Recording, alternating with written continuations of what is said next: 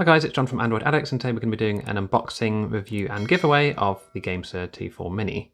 So this is a brand new controller that Gamesir have released, and they've very kindly sent this out to me for review, and hence why I am doing a giveaway. So if you do want to be in with a chance of winning this controller, then stick around to the end of the video to find out how. So after the unboxing, we'll just have a look at the controller, see how it feels in the hand. We'll test out all the controls with the Gamepad Tester app, and then we'll play around with a few games and see how it performs. So I've put some time codes in the video description if you want to skip to any particular part of this video, and there's also affiliate links if you want to pick up one of these for yourself. So this controller retails at $35.99 US, which is around £26 or so. So it's not too expensive really. And the good thing about it is that it does support the Nintendo Switch, Android, iOS, and Windows PCs. So the packaging itself is just as you would expect from Gamesir, just a few details about the controller. We do have vibration motors in here as well, which we can test out, so that'll be exciting. But let's get into the box and see what's inside. Okay, so we have our USB-C cable here. This is a USB-A to USB-C. That's for connecting up to your PC or for charging. And inside we have our T4 Mini user manual and the T4 Mini itself. So initial thoughts are it's nice, it feels ergonomic in the hand. You can see it wraps around with the sort of grip section at the back here. So it does actually feel quite snug in your grip here. Analog sticks feel perfectly fine. They're very clicky for the L3 and R3 buttons. The D-pad doesn't feel brilliant, it feels a tiny bit spongy, but you do actually get a good bit of feedback from that, so we'll be testing that out with some retro games maybe, see how that looks. So we have our select and start buttons here at the top, we have our screenshot button here, our power button, and our turbo button. So yes, you can actually program turbo fire on your controller here as well, which is nice. So on the top of the controller we have our right bumper and left bumper here, and our left trigger and right trigger. Now these are just digital triggers, as you can see. It's an on-off, so there's no analog triggers on this, which is a bit of a shame, but it is a mini controller, so I guess you can only expect so much. We also have the USB-C connector at the top, and here we have a sync button, which is used for synchronizing with your Nintendo Switch. On the bottom here, we have the LEDs, which will show you the status of the controller, what state it's in. And the face buttons here we can see are in the Nintendo layout, so we have B, A, Y and X. They feel good actually, they feel like a good quality button, as you can see, a sort of glass effect on the plastic there with the letters showing through, so that's quite nice. They are quite nice buttons. But yeah, overall it feels good. The bumper buttons feel good, they don't have to press down too hard to get them to activate, so that's nice. And the triggers, not the most satisfying feeling trigger I've ever used, but I'm sure that'll do the job. But we'll obviously test that all out in the Gamepad Tester app. I will just quickly go through the contents here of the manual. Don't forget, like I say, you can just skip this if you like. There are some time codes in the description, but for anyone who's having any troubles or issues and has lost their manual, then you can quickly pause the video and have a look at how to set up your controller.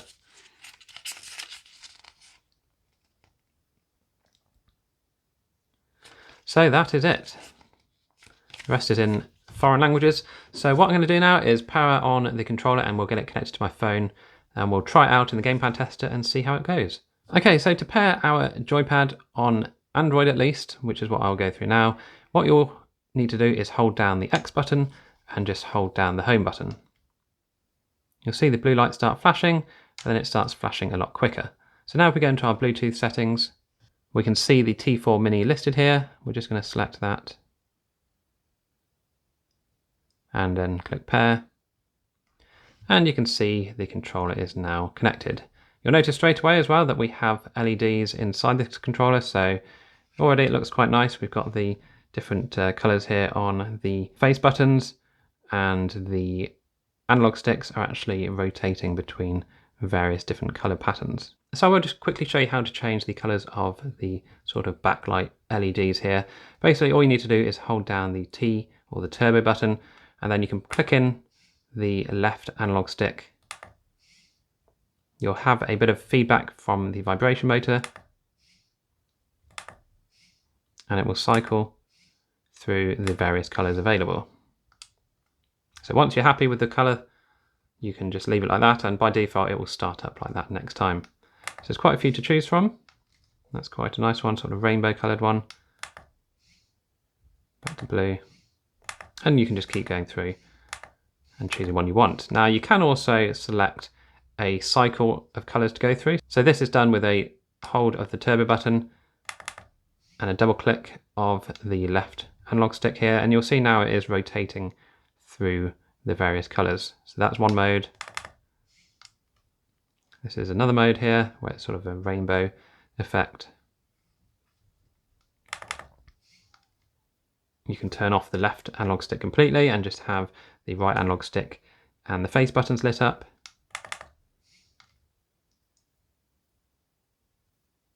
Or just allow it to cycle through various colours as it pleases.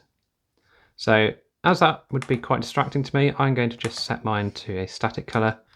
Let's go with purple, that looks quite nice. And let's now move on to the Gamepad Tester app and see how it performs. So we'll start off with the left analog stick, and straight away it feels really responsive. So there didn't seem to be any delay at all on the Bluetooth connection, which is nice. So the question is, are there any dead zones here?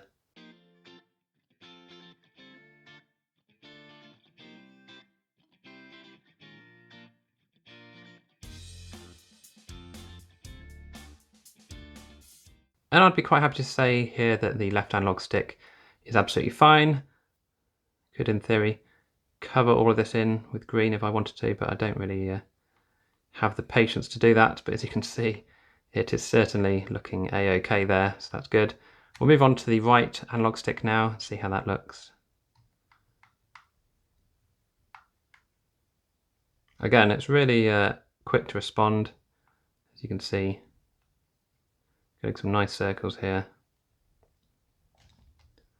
So again, I'm just going to fill this in as quick as I can.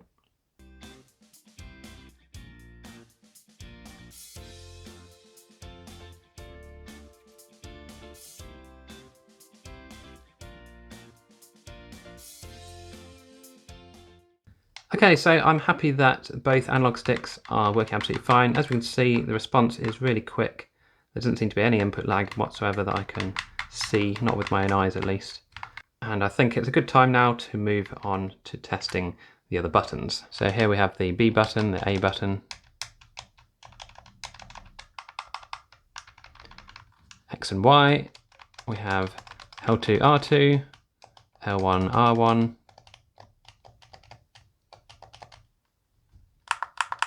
We have the thumb right and the thumb left. We have the axis from the D-pad showing up fine, up, right, down and left. We have the select button and the start button working fine as well. And that's it. So it is working really well. There's no delay again that I can see whilst pressing these. If I can press them all at the same time, there we go. And yeah, so it certainly passes the Gamepad Tester test. Right, so if you're going to be using this on your Nintendo Switch, it does actually have vibration support. So we can test the vibration motors and set the intensity by holding down the turbo button and then pressing up or down on the D-pad. As you can see, and probably here, that's the highest intensity.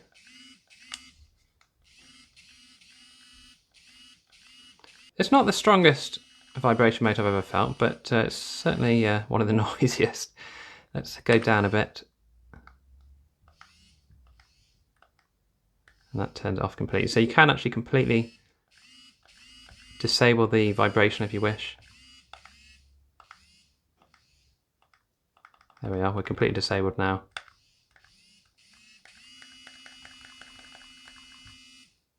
So yeah, it's nice that it actually does contain vibration motors, because a lot of controllers on Android don't nowadays. So yeah, that's a nice little addition to have. Right, so I'm just trying this out with a bit of Xbox Game Pass here, and it's working absolutely fine, apart from the fact my signal isn't very strong, so it does keep refreshing the screen a bit. But yeah, you can see all the functions work without any problems. So yeah, it's pretty responsive, I'd say. Obviously, doing it on a cloud streaming service is not the best test. So what I'm going to do is move on to an Android game, and we'll see how it looks there. Now, obviously, we do have the slight issue, if you're an Xbox player, that A and B, X and Y are reversed. So as you can see here, A is jumping. Now, hopefully in the next few days or weeks, the Gamesir app will actually add this phone into its supported list. So you will be able to actually remap the controls through the Gamesir app, which you can't currently do. But like I say, that will hopefully come in an update soon. So let's move on to an Android game instead. So as we can see, Call of Duty Mobile does support the controller mostly. Now, what I found is that everything works except for the D-pad. Now, I'm not quite sure why. It's obviously something with the game itself, because as we saw before, we know that Xbox Game Pass supports the D-pad without any issues at all. So it is just a problem with the game itself, which will hopefully be fixed in an update. Now, don't forget, you can actually map the controls either using something like Mantis Gamepad Pro, which I have made a video on, or you could actually wait for the Gamesir app to support the T4 Mini and map your controls there. I'd probably use something like Mantis because it is not detectable by games, and again, we would then be able to remap our A, B, X and Y if we so wanted. So as we can see here, I have got a UAV ready, but when I press on the D-pad, it's not actually doing something. So for whatever reason, this game does detect the controller, but it doesn't actually quite work fully yet. So here we are, we can test out the D-pad in Sonic, and as you can see, it's working absolutely fine. And it actually feels a lot better than I was expecting it to feel, and it does feel quite responsive. So yeah, I think you'd be absolutely fine with this D-pad if you are a big D-pad user. It actually, like I say, it does feel a lot better than I was expecting it to feel from my initial impression of it. Like I say, it's a tiny bit noisy in certain directions, but yeah, overall it's not bad. Okay, I'll just quickly show you the turbo function as well if you want to have a look at that. So basically, if you hold down the button you want to become a auto fire, such as A here, you then press the turbo key, you then get a sort of vibration response, and as you can see, the key is now a sort of turbo key. So you can also hold down and press turbo again, and the button will actually stay on a turbo mode. Now to turn it off completely, you just hold down your button and press turbo, and then it resets it back to normal. So let's try one of the other buttons. Let's try the trigger, for example. So I'm going to hold it down, press turbo. That now becomes a turbo button. We're going to press it and hold turbo again, and that now becomes an auto turbo. We're going to hold it down and press turbo again to disable it completely. Now the screenshot key for me isn't currently working, so as you can see, it's not taking any screenshots. Now that could be something to do with my Fold 3 not liking it, but in theory that will take a screenshot of your game whilst you're playing. So I do like those buttons. I haven't had any problems with previous Gamesir controllers. Okay, so we're going to set this up on the computer now, and we can see here how to connect via the PC. It does support X input or direct input, so let's give it a go and see how it looks.